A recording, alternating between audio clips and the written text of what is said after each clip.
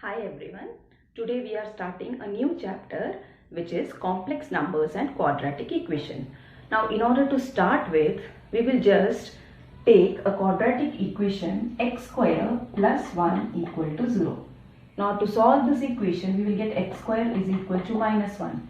And we know that for any real number, we cannot find out any real number whose square will be a negative number.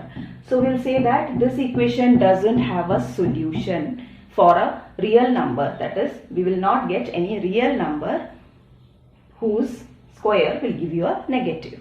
Okay, so what we need is, from the real number system, we need an extension to another larger system. That is, our purpose is to find out the solution of a quadratic equation which is of the form ax square plus bx plus c equal to 0, in which the condition is b square minus 4ac is less than 0. What do you mean by that?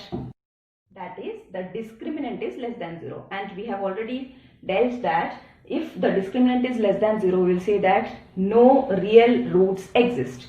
So here the case is b square minus 4ac less than 0 implies that this quadratic equation doesn't have any real roots or real solution. So we are just moving on to another set which is known as complex numbers, which will help us to find out the solution of a quadratic equation of this form also. Okay. Now we denote root of minus 1 as I, so that squaring both sides we will get I square as minus 1. That means for the quadratic equation x square plus 1 equal to 0, I will be a solution. Why? Because if we replace x with I, we will get I square plus 1, which is equal to, what is I square? Minus 1. So minus 1 plus 1 will give you 0. So we can say that I is one of the solutions of the quadratic equation x square plus 1 equal to 0. Okay, now we can say a number of the form a plus ib, a number of the form a plus ib, where a and b are any real number,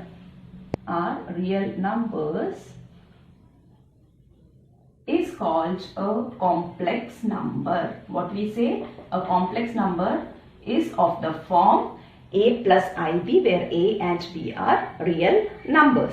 Now if I replace or substitute a plus ib as z, I can say that this a is known as the real part. Where you have I, that is known as imaginary part, and the term without I is your real part. So a is the real part of z, which is notated by REZ, and b is called the imaginary part of z.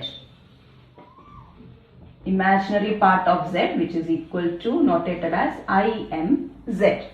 So z equal to a plus ib, where a is the real part of z and b is the imaginary part of z, is the general form of a complex number. Now if we consider an example, suppose z is equal to 2 plus I 3, where 2 and 3 are the real numbers and 2 is the real part of z, REZ, and 3 is the imaginary part of z. Now instead of 2 and 3, we can take any real number. Either it can be a fraction, it can be irrational, rational, decimal, anything, because a and b are real numbers. So I can just take another example, suppose z dash as root 2 plus I 1 by 5. So 1 by 5 is the imaginary part here and root 2 is the real part of z dash. Okay. Now two complex numbers are said to be equal if their real parts are equal and their imaginary parts are equal. That is, if z1 equal to a plus ib and z2 equal to c plus id are two complex numbers,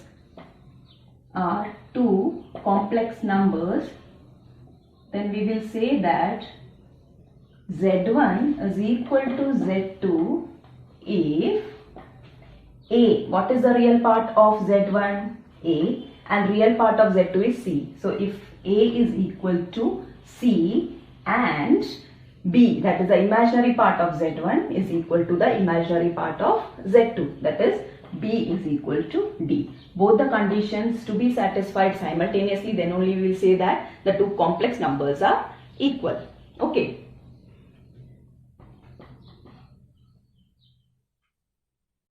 Next topic is algebra of complex numbers, and in algebra of complex numbers we are dealing with addition, difference, multiplication and division of two complex numbers. So first we will see what is addition of two complex numbers. First one is addition of two complex numbers. So if I am taking two complex numbers as Z1 and Z2, then Z1 let it be A plus IB and Z2 be C plus ID, then what will be their sum? That is Z1 plus Z2 will be equal to A plus IB plus C plus ID. Now how we have to add is, we have to add the real parts together plus imaginary parts together with I we have to write. That means you will have A plus C, which are the real parts which doesn't have I, plus I in common from both the terms IB and ID, and you will get I into B plus D. So now you can see that it is in the form something plus I into another. That means it is in the form of a complex number. So Z1 plus Z2 is again giving you a complex number. Okay. Now we have certain properties to be discussed under addition of two complex numbers. First property is closure law. Closure law. What do you mean by closure law? Closure law is nothing but if you have two complex numbers, the addition, this closure law is under addition. So the addition of two complex numbers should again be a complex numbers. Okay. So addition of two complex numbers is again a complex number. That is the meaning of closure law. Okay, whatever elements you are taking, their sum should also be the same type of element. Okay, that is your closure law. That means if Z1 belongs to and Z2 belongs to, suppose C is denoted as complex number, then I can say that Z1 plus Z2 should also be a complex number belongs to C. This is the meaning of closure law. Second law is commutative law. And what is commutative law? If you have two complex numbers, let Z1 and Z2 be two complex numbers, then Z1 plus Z2 should be equal to Z2 plus Z1. This is your commutative law, and which is the same as your real numbers. That is A plus B is equal to B plus A in your real number system, and this is in your complex number system. You will use Z1 and Z2 as a notation for complex numbers. So Z1 plus Z2 is equal to Z2 plus Z1. That you can just see using your general term for Z1 and Z2. If Z1 is taken as again this A plus IB and C plus ID, I will write Z1 plus Z2 is equal to A plus IB plus C plus ID, which is equal to A plus C plus I into B plus D. This can be again replaced as or rearranged as C plus A plus I into D plus B, because A, C, B, D everything are real numbers.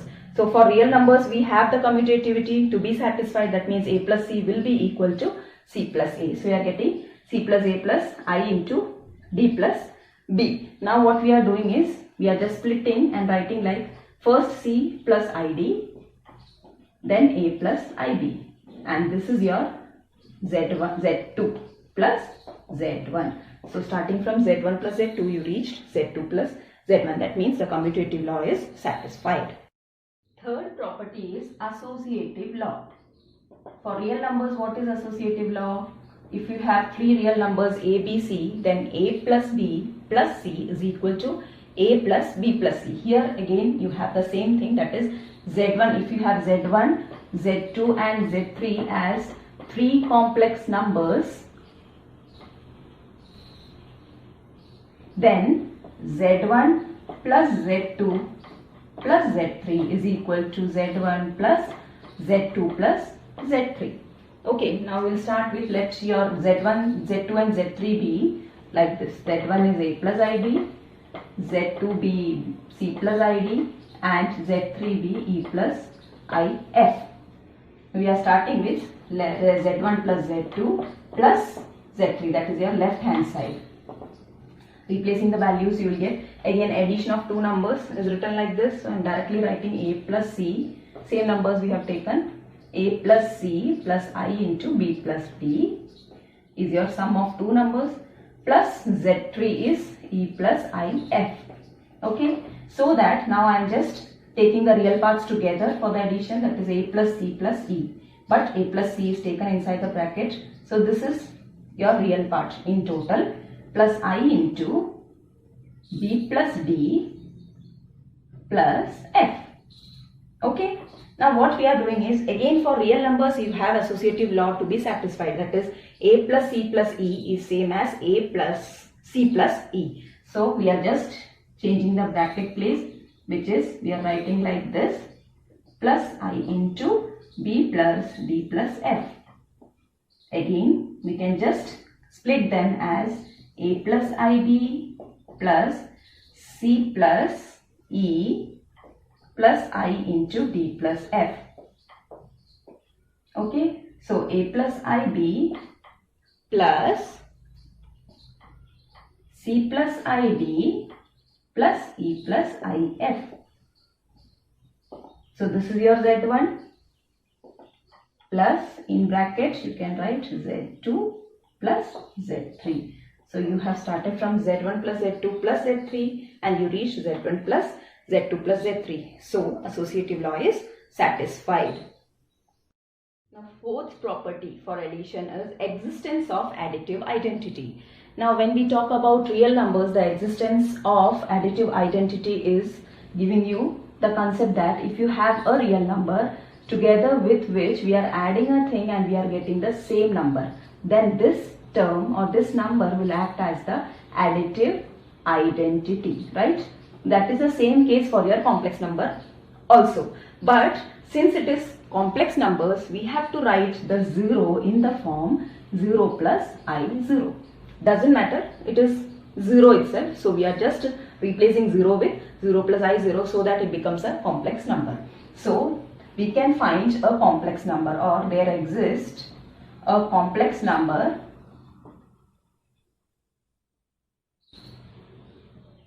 zero, which is 0 plus I0, such that for any complex number z, we have z plus 0 is equal to z. Okay, for any complex number z, we can write z plus 0 equal to z. That 0 is same as your 0 plus I0. That means if I take z as a plus ib, I get z plus 0 as a plus ib plus 0 plus I0, which is equal to a plus 0 plus I into b plus 0, same as a plus ib, which is z. So z plus 0 is z. That means this 0 is acting as the additive identity. Okay, that is 0 is called the additive identity, or it is also known as the zero complex number, which satisfies the condition z plus 0 is equal to z. Fifth property is existence of additive inverse. For a real number, we have, suppose a is a real number, we have, or we can find a number which is minus a, so that the addition of these two will give you the additive identity. This is the property or case in the case of real numbers. Now for complex number, for any complex number z, which is of the form a plus ib, we can find a complex number of the form minus a plus I into minus b, which will be also denoted by minus z, which is called the additive inverse of z, such that the property which it satisfies will be z plus minus z is equal to 0, and this 0 is a complex number, okay, 0 plus I0. So this is the condition, same as your real numbers, but here the case is complex numbers. So the existence of additive identity says that you can find an additive inverse for any complex number, so that the property is z plus minus z will give you the additive identity. Additive identity. Okay. Next topic is difference of two complex numbers. Suppose you have two complex numbers z1 and z2. Then the difference of these two complex numbers is defined as z1 minus z2, which is same as z1 plus minus z2. That means first you will make the second term or second complex number as negative of that number, and then you will add both the things. That is, if I am taking z1 and z2 as 2 plus 3i and z2 as 3 plus 5i, then z1 minus z2 will be taken as z1, which is 2 plus 3i plus minus 3 minus 5i, or you can say plus I minus 5 also. So that you will just add the real parts, you will get 2 minus 3 plus I into, add the imaginary parts, it is 3 minus 5, so that it is minus 1 plus I minus 2, or minus 1 minus 2i is your z1 minus z2. Next algebra is multiplication of two complex numbers. Let z1 be a plus ib and z2 be c plus id. Then the product z1 z2 is given as a plus ib into c plus id, which is equal to ac plus iad plus ibc plus I square bd. Now you know that I square is minus 1. So we are just replacing that value, so that you will get AC plus IAD plus IBC minus BD. Now we will collect the real parts together, that is AC minus BD together, plus the imaginary parts together will give you I into AD plus BC. Now it is in the form something plus I into another thing. That means it is in a complex number form, where AC minus BD and AD plus BC both will be real numbers. Okay, so this is the product Z1, Z2. Certain properties of multiplication of complex numbers, and first property is closure law. Now what is closure law or closure property? If you have two complex numbers Z1 and Z2, then their product is also again a complex number. That means if Z1, Z2 are two complex numbers, then Z1, Z2, that is the product, is also a complex number, which we have already seen. Z1, Z2 is again a complex number. Then we will say that closure property is satisfied. Next property is commutative law. Now what is commutative law? If you have two complex numbers Z1 and Z2, let Z1 as A plus IB and Z2 be C plus IB be two complex numbers, then actually you need to prove, or you have the condition Z1 Z2 is equal to Z2 Z1. Okay, let's check. Z1 Z2 is what we have already found out, that is A plus IB into C plus ID is AC minus BD plus I into AD plus BC, right? Now since A, B, C, D everything is real, A, B, C, D all belongs to R, we can say AC can be written as CA because the product is commutative for real numbers, and BD can be written as DB also, plus I into AD written as DA plus BC written as CB.